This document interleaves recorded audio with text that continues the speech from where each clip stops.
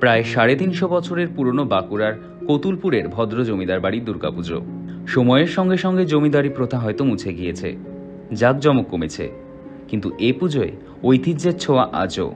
শ্রীরামকৃষ্ণদেবের স্মৃতি বিজড়িত এই জমিদার বাড়ি দুর্গাপুজো আজও এলাকার মানুষের কাছে নস্টালজিয়া। একসময় শ্রীরামকৃষ্ণ পরমহংসদেব এসেছিলেন এই বাড়ির পুজোয়, আজও সে কথা মুখে মুখে ফেরে।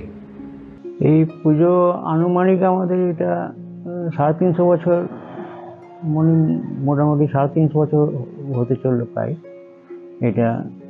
আর এটা আমাদের সাবেকি পুজো, জমিদার বাড়ির পুজো। তো এটাই সব থেকে বেশি প্রাচীন পুজো এখানে বলা চলে। সেই সময়কার যা পরিস্থিতি, সে এখনকার সে পরিস্থিতি তো নেই, সেটা এখন সব পরিপূর্ণভাবে পাল্টে গেছে। তবুও আমরা চেষ্টা করেছি যে আগের এটা রীতি মেনে চলার মতো। বারোয়ারি পুজোর মতো আমাদের এটা নয়, কিন্তু আগেকার রীতি অনুযায়ী আমাদের পুজোটা হয় এবং সময় নির্ঘণ্ট মেনেই হয়। এটা শোনা যায় শ্রীরামকৃষ্ণদেব তিনিও এসেছিলেন এখানে। হ্যাঁ, আমাদের এখানেতে সেইটা আমাদের এখানে বেশ ওনার পাদস্পর্শ এখানেতে পেয়েছিল আমাদের এই ইয়েতে। 1880 খ্রিস্টাব্দের বোধহয় 3রা মার্চ এরকম সময়ে উনি এসেছিলেন একবার। এখানে আমাদের সন্ধ্যা আরতি দেখে গেছেন উনি বোধহয়। এখানেতে জয়রামবাটি কামারপুকুর থেকে বোধহয় কয়াপাড় না কোন দিকে যাচ্ছিলেন, সেই দিকে যাবার সময় উনি এখানে নেমে সন্ধ্যা আরতি দেখে গেছেন। কতুলপুরের ভদ্র পরিবারের অতীতে মূল ব্যবসা ছিল লবণের আমদানি রপ্তানি। শোনা যায় এই ভদ্ররা মনসামঙ্গল খ্যাত চাঁদ সওদাগরের প্রকৃত উত্তরপুরুষ। মনসামঙ্গলের বিভিন্ন উপাখ্যানে সওদাগরেরা যেভাবে ব্যবসা করতে যেতেন, 7 সাগরের ডিঙা ভাসিয়ে এভাবেই দূর দূরান্তে ব্যবসা করতে যেতেন ভদ্র পরিবারের লোকজনেরাও। লবণ ব্যবসায় ফুলে ফেপে ওঠা ভদ্র পরিবার আজ থেকে প্রায় 350 বছর আগে তৎকালীন বর্ধমানের মহারাজ উদয়চাঁদ মহতাবের কাছ থেকে কতুলপুর লাগোয়া উর্বর 17টি তালুকের জমিদারি সত্ত্ব কিনে নেয়। একদিকে রমরমিয়ে চলা লবণের ব্যবসা, অন্যদিকে জমিদারির বিপুল আয়ে কতুলপুরে তৈরি হয় বিরাট এস্টেট। জমিদারির পত্তনের পাশাপাশি শুরু হয় দেবী দুর্গার আরাধনাও। জমিদার বাড়ির উঠোনে তৈরি হয় দুর্গামণ্ডপ। পরবর্তীকালে ভদ্র পরিবার দুটি ভাগে ভাগ হয়ে যায় পুজো। দুই ভদ্র পরিবারের সমান তালে শুরু হয় দুর্গার আরাধনা। ভদ্র পরিবারের পুজো জাঁকজমক এতটাই ছিল, তার খ্যাতি দূর দূরান্তে ছড়িয়ে পড়ে। পুজোর সময় পুতুল খেলা, রামলীলা পাঠ, যাত্রাপালা সব মিলিয়ে জমিদার বাড়ি গম গম করত। 1880 সালে দুর্গা সপ্তমীর দিন কামারপুকুর থেকে বিষ্ণুপুর যাওয়ার পথে শ্রীরামকৃষ্ণদেব পুজো দেখতে আসেন কতুলপুরের এই ভদ্রবাড়িতে। এই জমিদার বাড়ির উৎপত্তি বলতে আমরা ছোটোর থেকে এরকম দেখে আসছি বা আমরা শুনেছি দাদুদের কাছ থেকে, যে এখানে নাকি আমাদের আগে মূল ব্যবসা ছিল লবণ। তো এই লবণ ব্যবসা করতে এসে তারপরেতে আমাদের এখানেতে বর্ধমান রাজার কাছ থেকে কিছু জায়গা এখানেতে জমিদারের জন্য পায়। তারপর সেখান থেকে এখান থেকে সব খাজনা বর্ধমান রাজার কাছে পৌঁছানো হতো। তো যে পৌঁছানো হতো তখন এমনি পায়াতো নয়, তখন সে হাতি করে শুনেছি সব দিয়ে আসতো, হাতি পিড়ে চেপে দিয়ে আসতো খাজনা। তখন আমাদের বাড়িতে হাতি ঘোড়া সবই প্রচলন ছিল। তো তার সামান্য কিছু জিনিস আমরা চোখে দেখেছি, হাতি ঘোড়াকে চোখে দেখি নাই। তো এখন সেই যে হাতির পিঠে চেপে যেত, তার সিংহাসন এখন পর্যন্ত মন্দিরেতেই আমাদের রাখা আছে, এই দুর্গা মন্দিরেতেই থাকে। আমাদের এখানে তো দুর্গা পুজো, লক্ষ্মী পুজো, সরস্বতী পুজো সবই প্রতিমা হয়। তারপর তো আমাদের বাড়িতে রাস, দোল, ঝুলন এই পুজোও হয়। মোটামুটি এখানে তো সবসময় পুজো লেগে 12 মাসে 13 পার্বণের মধ্যে আছে। তো এটা তো আমাদের বিরাট একটা উৎসবের মধ্যে হয়, প্রত্যেকের মধ্যে একটা আনন্দ থাকে। কেন আমাদের এখানেতে বহুদিন ধরে এই পুজো চলে আসছে।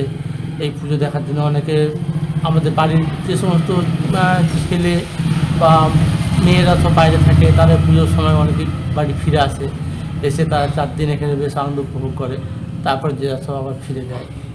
এটা আমাদের বৈষ্ণব ভিটা বলে, সেই জন্য এখানে কোনো বলির প্রচলন নেই। অনেক জায়গাতে যে ছাগল বলি না হলেও সেখানেতে ছাঁচি কুমড়ো বলি হয়, আগ বলি হয়, আমাদের তাও হয় না। পরিবারের সদস্যরা জানান, এখানে মা শিব দুর্গা রূপেই পূজিত হন। বেলুর মঠের নিয়ম অনুসারে পুজো হয়। মহালয়ার পরের দিন প্রতিপদেই ঘট বসানো হয়। সেদিন থেকেই শুরু হয় পুজো। ভদ্রবাড়ির দুর্গা পূজা 350 বছর আগেকার পূজা। এটা আমাদের শিব দুর্গার উপর পূজিত হন মা। এখানে দশভূজার উপর পূজিত হন না, এটা আমাদের বেলুর মঠের নিয়ম অনুসারে এখানে হয়। এটা আমাদের আরেকটা, এই পুজোটাকে আমাদের রামকৃষ্ণ পরমহংসদেবের স্মৃতি বিজড়িত পুজোও বলে থাকেন অনেকে। কারণ রামকৃষ্ণদেব এসেছিলেন 1880 খ্রিস্টাব্দে 3রা মার্চ 10ই অক্টোবর। উনি এসেছিলেন বুধবার সন্ধেবেলায়, এখানে আরতি দেখে গিয়েছিলেন।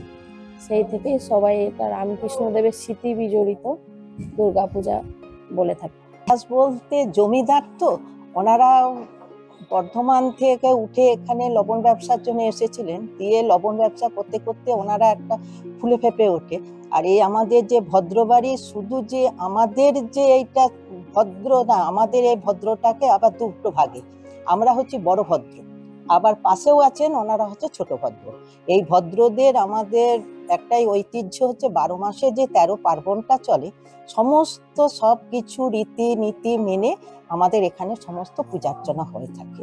দুর্গাপূজা তো প্রতিপদ থেকে আমাদের একদম ঘট ওঠে, সেই ঘট থেকে আরম্ভ করে একদম সপ্তমীর দিকে দশমী পর্যন্ত আমাদের পুজো একদম সমানে যেমন পুজো হয়ে থাকে দুর্গাচর মহা সমারোহের সমস্ত সবকিছু ভাবেই হয়।